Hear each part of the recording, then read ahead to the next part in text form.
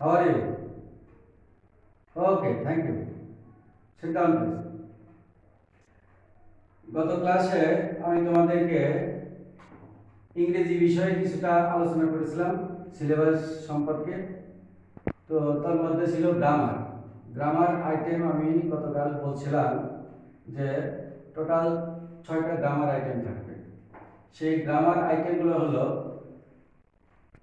আমি ক্লাস 10 এর কথা বলছি অথবা ক্লাস 10 এবং 2022 সাল, অর্থাৎ এই 22 সালের পরীক্ষার্থীদের জন্য প্রযোজ্য। তো যে গ্রামার আইটেম হলো 6টা গ্রামার আইটেমের মধ্যে একটা হলো ন্যারেশন বা স্পিচ, আরেকটা হলো রাইট ফর্ম অফ ভার্বস, আরেকটা হলো ট্রান্সফরমেশন অফ সেন্টেন্সেস অথবা চেঞ্জিং সেন্টেন্সেস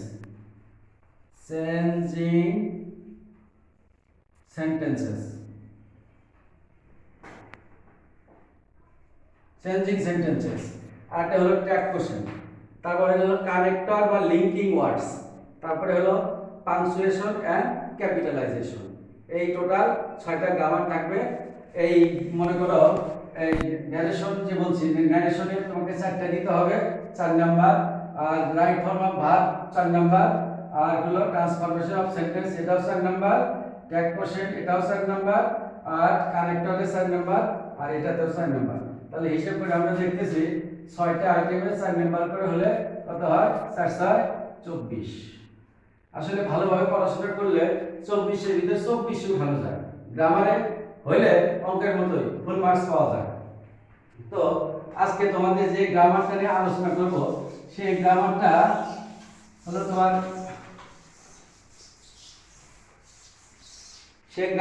তোমার ট্যাগ কোশ্চেন। কি question? Tag question. Tag question, এই ট্যাগ কোশ্চেন করতে গেলে আমাদের প্রথমে জানতে হবে ভার্ব, তারপরে ভার্বের ফর্ম, অর্থাৎ পার্টস অফ স্পিচ যা আছে, পার্টস অফ স্পিচের একটা অংশ হলো তোমার 8টা, তার মধ্যে একটা অংশ হলো ভার্ব। যেমন আমরা সাধারণত প্রিন্সিপাল ভার্ব আর অক্সিলারি ভার্ব দিয়েই করি আর কি। এখন প্রিন্সিপাল ভার্ব হলো যে ভার্ব নিজে নিজে কাজ করতে পারে, সেটা হলো প্রিন্সিপাল ভার্ব। আর অক্সিলারি ভার্ব হলো যেগুলা বাক্য গঠন করতে প্রিন্সিপাল ভার্বকে সাহায্য করে, এজন্য একে বলা হয় সাহায্যকারী ক্রিয়া বা হেল্পিং ভার্ব। এখন আমাদের ট্যাগ কোশ্চেন করতে গিয়ে অবশ্যই অক্সিলারি ভার্ব লাগবে। এই অক্সিলারি ভার্বগুলো যদি আমরা না জানি, তাহলে আমরা ট্যাগ কোশ্চেনের একটা উত্তর করতে পারবো না।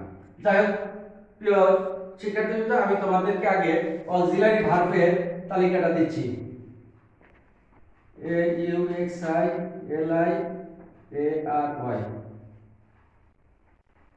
Auxiliary verbs. এই অক্সিলারি ভার্ব 4 প্রকার। কয় প্রকার? 4 প্রকার।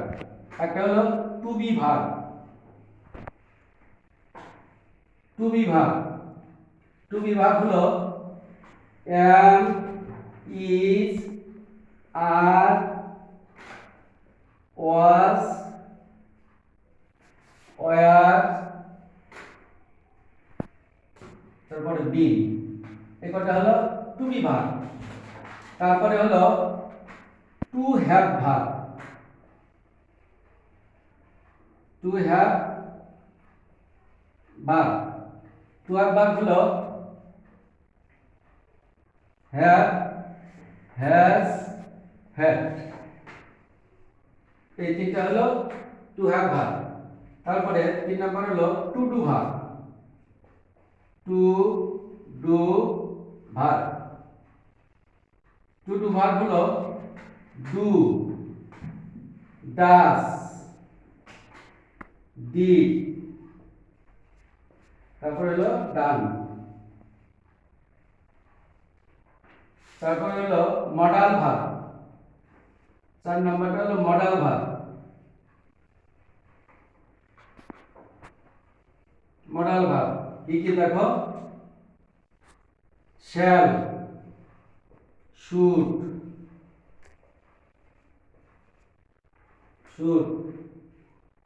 Will, would, can,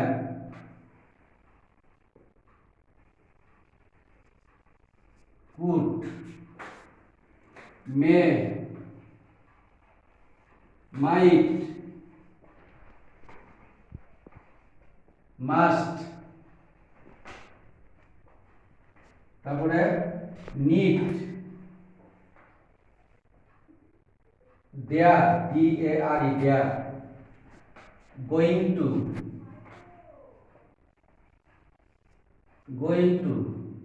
ought to,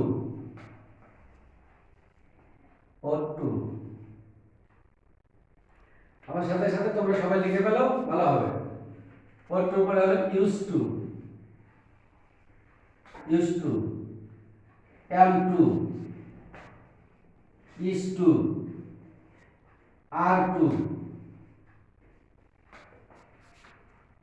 have to, has to, have to।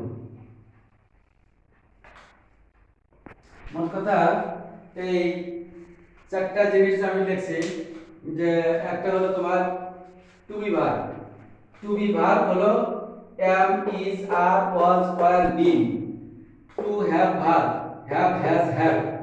Two do verb do, does, did, done। আর মডাল ভার্ব হলো shall, should, will, would, can, would, may, might, must, need, dare, going to, ought to, used to, am to, is to, are to, have to, has to, have to। এই সবগুলো মিলেই হলো auxiliary verb. এই auxiliary verb দিয়েই আমাদেরকে tag question করতে হবে, বুঝতে পারছো? তো এখন তোমরা যারা খাতায় উঠাইছো ভালো, আর যারা উঠাইতে পারবে তারপর উঠিয়ে নিবা। এখন আমরা মেইন পর্বে যাচ্ছি। ট্যাগ শব্দের অর্থ হলো জুড়ে দেওয়া, আর কোশ্চেন শব্দ হলো প্রশ্ন, অর্থাৎ প্রশ্ন করে দিতে হবে। একটা সেন্টেন্স আছে ওকে প্রশ্ন করতে হবে। তবে এই ট্যাগ কোশ্চেনের ক্ষেত্রে মনে রাখতে হবে যে সেন্টেন্সটা যদি অ্যাফার্মেটিভ থাকে তাহলে নেগেটিভের মাধ্যমে আনসার করতে হবে, আর যদি নেগেটিভ থাকে তাহলে অ্যাফার্মেটিভের মাধ্যমে আনসার করতে হবে। তো এই ক্ষেত্রে আমাদের কয়েকটা জিনিস জানতে হবে, লং ফর্ম আর শর্ট ফর্ম। একটা হলো লং ফর্ম, ফর্ম মানে হলো রূপ, যেরকম ভার্বের তিনটা ফর্ম আছে, present form, past form, past participle form, তেমনি এই দুটা, একটা লং ফর্ম আর একটা হলো তোমার শর্ট ফর্ম। এই ট্যাগ কোশ্চেনের আনসারে শুধুমাত্র শর্ট ফর্মই ব্যবহৃত হয়, লং ফর্ম ব্যবহৃত হয় না। যেমন ধরো এন ও টি, এই নট, আমরা নট না লিখে উত্তরে গিয়ে লিখব এন অ্যাপোস্ট্রফি টি, বুঝতে পারছো? এন অ্যাপোস্ট্রফি টি বা এন টিও তুমি বলতে পারো। তারপরে ধরো এম নট, এটাকে সংক্ষেপে বলা হয় আরেন্ট, বা আগে প্রচলিত ছিল এ আই এন, এইন্ট। তো যাই হোক, এটা আপাতত আমরা ব্যবহার করি না, এটা ব্যবহার করি, বুঝতে পারছো? এম নটের শর্ট ফর্ম হলো আরেন্ট। তারপরে ক্যান নটের শর্ট ফর্ম হলো can't, C A N apostrophe can't. Will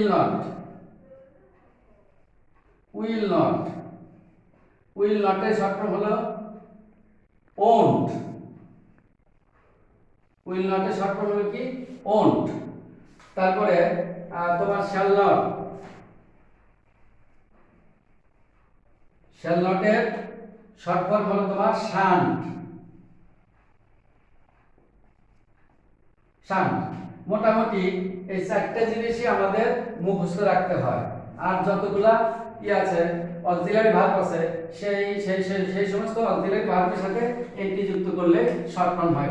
যেমন আমি একটা বলে, যেমন থাকলে হ্যাভ নট যদি থাকে তাহলে এটাকে সংক্ষেপে লেখার সময় হ্যাভেন্ট হবে, বুঝতে পারছো? হ্যাভ ঠিক রেখে এখানে এনটি বসাবো। আবার ইজের ক্ষেত্রেও তাই, ইজ নট আছে, ইজ লেখা এন্টি বসে দিলে ইজেন্ট হবে। ও ওট টু আছে, ওট টুর পরে যদি নট থাকে তাহলে ওট লেখা এন্টি, ওটেন্ট। মাস্টের শেষে এন্টি যুক্ত করলে মাসেন্ট হয়ে যাবে। তো এইভাবে তোমরা যত অক্সিলারি ভার্ব আছে সবগুলো অক্সিলারি ভার্বের সাথে তোমরা ওই এন্টি যুক্ত করলে সংক্ষিপ্ত রূপ হয়ে যায়, অর্থাৎ শর্ট ফর্ম হয়ে যায়। তো এখন এই সমস্ত জিনিস করতে গেলে আমাদের অবশ্যই টেন্স জানা লাগবে।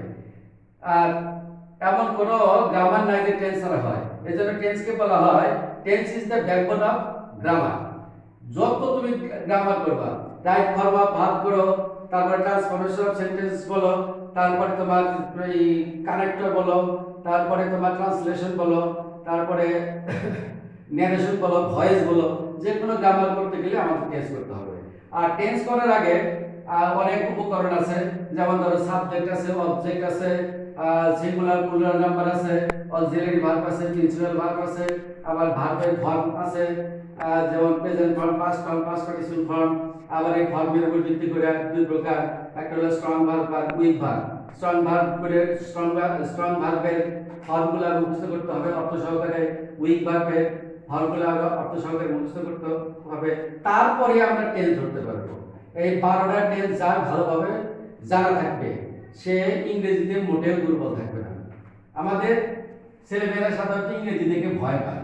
ভয় পাওয়ার একটাই কারণ, এই টেন্সের আগে যে সমস্ত উপকরণ আদি আছে এগুলা তারা পড়ে না, যার জন্য টেন্সে দুর্বল থাকে। আর টেন্সে দুর্বল থাকা মানে তার পুরা ইংলিশের যে ফাউন্ডেশন, পুরা ফাউন্ডেশনই তার দুর্বল।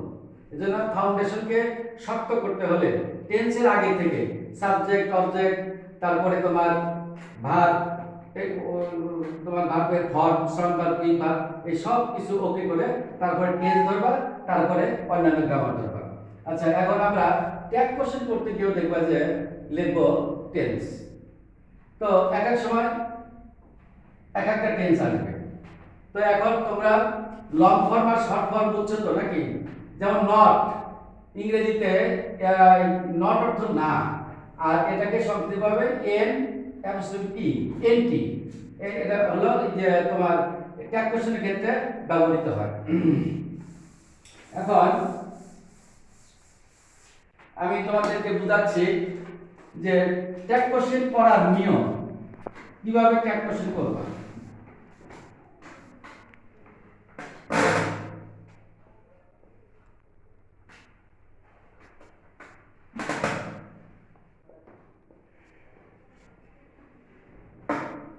ট্যাগ কোশ্চেন করার নিয়ম, তো প্রথমে প্রশ্নপত্রে কিন্তু তোমার সেন্টেন্সটা লেখা থাকবে, তারপরেও তোমাকে বেশিরভাগ গুরুত্ব দেওয়ার জন্য আমি এই জিনিসটা লিখে দিই, যে সেন্টেন্স দেওয়া থাকবে আর কি,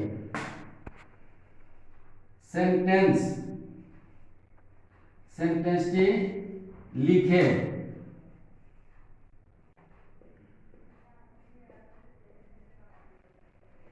কমা দিতে হয়। কমা কিন্তু দেওয়া থাকবে, সেন্টেন্সের পরে কমা দেওয়াই থাকবে, প্রশ্নবোধক চিহ্ন দেওয়াই থাকবে, বুঝতে পারছো? তারপরে তোমাদের সুবিধার্থে আমি লিখে দিলাম। অনেকেই শুধু আনসারটুকু লেখে, যদি শুধু আনসারটুকু লেখো তাহলে কিন্তু ট্যাগ কোশ্চেন হবে না। আগে তোমাকে সেন্টেন্স উঠাতে হবে, সেই সেন্টেন্স অনুসারে তোমাকে কোশ্চেন করতে হবে। তারপরে নাম্বার 2, এই যে দেখো টেন্স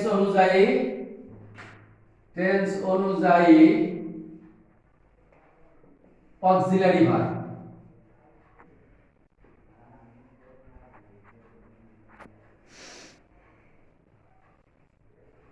টেন্স অনুযায়ী অক্সিলারি ভার্ব, এই ক্ষেত্রে একটা জিনিস বলা ভালো যে সেন্টেন্সটি যদি অ্যাফার্মেটিভ থাকে, সেন্টেন্সটি যদি অ্যাফার্মেটিভ অর্থাৎ হ্যাঁবোধক থাকে,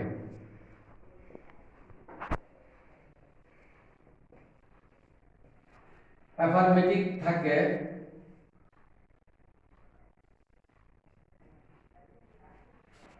থাকে, তাহলে নেগেটিভ,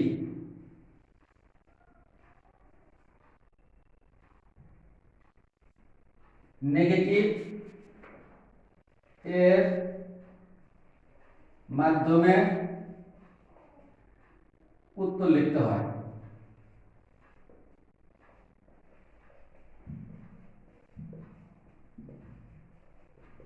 আবার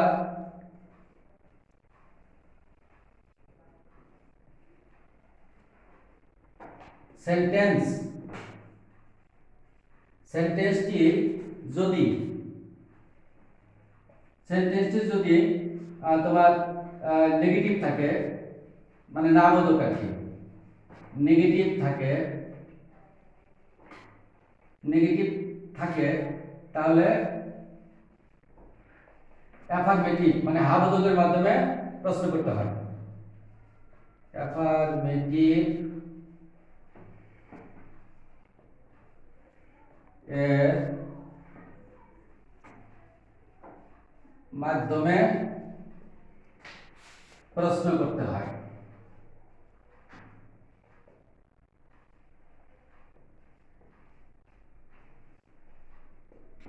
অর্থাৎ সেন্টেন্সে যদি অ্যাফার্মেটিভ থাকে তাহলে তোমার আনসারের ক্ষেত্রে এনটি যুক্ত হবে, অক্সিলারি ভার্বের সাথে এনটি যুক্ত হবে।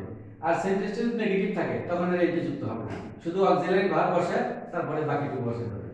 নাম্বার 3 যে সাবজেক্ট দেওয়া থাকবে, মানে যে সাবজেক্ট দেওয়া থাকবে সেই সাবজেক্টের প্রোনাউন বসে।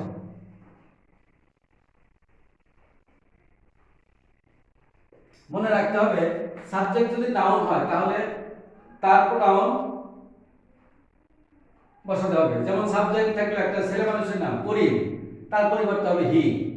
আর একটা মেয়ে মানুষের নাম যদি বলি সেলিনা, তাহলে তার পরিবর্তে শি বসবে। বুঝতে পারছো? তো আর যদি প্রোনাউন থাকে সাবজেক্ট হিসাবে তাহলে ওই প্রোনাউন অবস্থায় বসে, তার কোনো পরিবর্তন হয় না, সেগুলোকে বলা হয় অপরিবর্তিত সাবজেক্ট। তারপরে যেহেতু এটা ট্যাগ কোশ্চেন, যতক্ষণ পর্যন্ত আমি এই প্রশ্নবোধক চিহ্ন না দেব ততক্ষণ পর্যন্ত আমার এই ট্যাগ কোশ্চেন করা কি হলো না, যুক্তিযুক্ত হলো না। বুঝতে পারছো? এখন আমি তোমাদেরকে একটা জিনিস বলছি, যে সেন্টেন্স থাকবে সেই সেন্টেন্সটা লিখে কমা দিবা। যদি কমা না দাও তাহলে আমরা কিন্তু আনসারের আর এই যে সেন্টেন্সের মাঝে পার্থক্য নির্ণয় করতে পারবো না। তারপর টেন্স অনুযায়ী অক্সিলারি ভার্বস। তারপরে সেন্টেন্সটা যদি অ্যাফার্মেটিভ থাকে তাহলে নেগেটিভ করতে হবে, আর সেন্টেন্সটা যদি নেগেটিভ থাকে তাহলে অ্যাফার্মেটিভ করতে হবে, অর্থাৎ তখন আর এনটি যুক্ত হবে না। তারপরে যে সাবজেক্ট দেওয়া থাকবে সেই সাবজেক্টের প্রোনাউন আমরা ব্যবহার করব। আর সাবজেক্ট যদি প্রোনাউন থাকে তাহলে তার কোনো পরিবর্তন হয় না, ওইটা প্রোনাউন হিসেবে আনসারে লিখতে হয়। আর সর্বশেষে গুরুত্বপূর্ণ কথা সেটা হলো ট্যাগ কোশ্চেনের ক্ষেত্রে কোশ্চেন মার্ক দিতে হবে। যদি তুমি সেন্টেন্স সম্পূর্ণ ঠিক লেখো কিন্তু প্রশ্নবোধক চিহ্ন দেওয়া নাই তাহলে সেন্টেন্সটা কিন্তু কাটা যাবে। প্রশ্নবোধক বাক্যে প্রশ্নবোধক চিহ্ন দিতে হবে, এটাই স্বাভাবিক কথা আর কি। তো আমি তোমাদেরকে একটা কি বলি আর কি, যেমন ধরলাম করিম ইজ এ গুড বয়। দেখো এই সেন্টেন্সটা ঠিক এইভাবে কমা দিয়া প্রশ্নে এইভাবে দেওয়া থাকবে, কিন্তু দেখছো প্রশ্ন কিন্তু কমাই দেওয়া আছে। আচ্ছা যাই হোক, আমি এটাকে আনসার করব কিভাবে। আমি প্রথমে সেন্টেন্সটা উঠানোর পরে আমি দেখব যে এই সেন্টেন্সটার ভিতরে অক্সিলারি ভার্ব আছে কিনা, আর সেন্টেন্সটা নেগেটিভ না অ্যাফার্মেটিভ। নেগেটিভ চেনার কিন্তু উপায় আছে, ওই জিনিসটা আমি পরে দিচ্ছি আর কি। আপাতত এটা দিয়ে শুরু করি। সেন্টেন্সটা আমাদের কাছে মনে হচ্ছে কি এটা অ্যাফার্মেটিভ আছে, অর্থাৎ হ্যাঁ বোধক আছে। হ্যাঁ বোধক থাকলে না বোধকের মাধ্যমে আনসার করতে হবে। তাহলে এখানে অক্সিলারি ভার্ব হলো ইজ এর পরে এনটি বসালে হয় ইজেন্ট। এটা কিন্তু স্মল লেটার হবে, ইজেন্ট। তারপরে সাবজেক্ট কি আছে করিম ছেলে মানুষ, এইজন্য এর প্রোনাউন বসবে হলো হি, আর মেয়েদের ক্ষেত্রে বসে হলো শি। এভাবে আন্ডারলাইন করে তুমি প্রশ্নবোধক চিহ্ন দিবা, তাহলে এটা আমার একটা ট্যাগ কোশ্চেন হয়ে গেল। বুঝছো? এখন সবচেয়ে গুরুত্বপূর্ণ কথা হলো সেন্টেন্সটা অ্যাফার্মেটিভ না নেগেটিভ এই জিনিসটা তোমাদেরকে আগে চিন্তা হবে।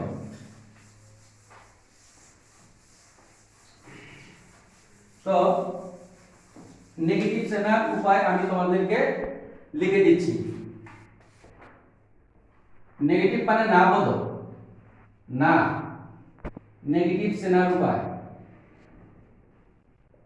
নেগেটিভ চেনার উপায়, নেগেটিভ চেনার উপায়।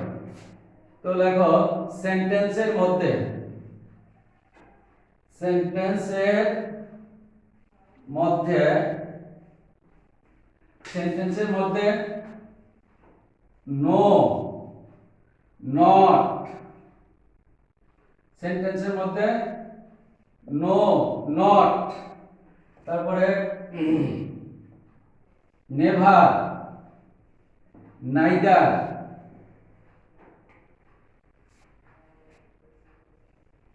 Neither, none, no one, no one, nothing,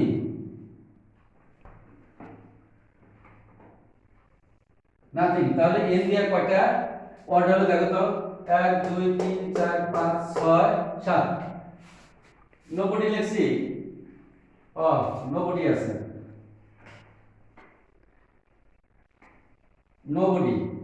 তারপরে এন ছাড়াও কতগুলো নেগেটিভ আছে, যেমন ধরো সেন্টেন্সের মধ্যে যদি ফিউ থাকে, few, little, little, little,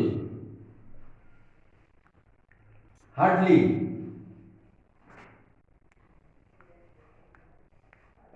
seldom, scarcely,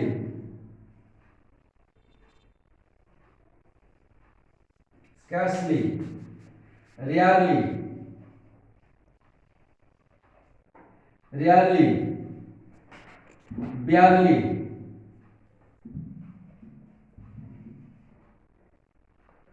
barely, উল্লেখ থাকলে,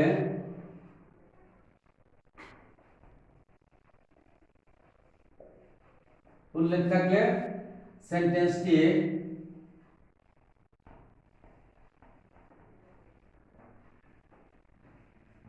নেগেটিভ হিসেবে বিবেচিত হয়, নেগেটিভ হিসেবে ধরে নিতে হয়।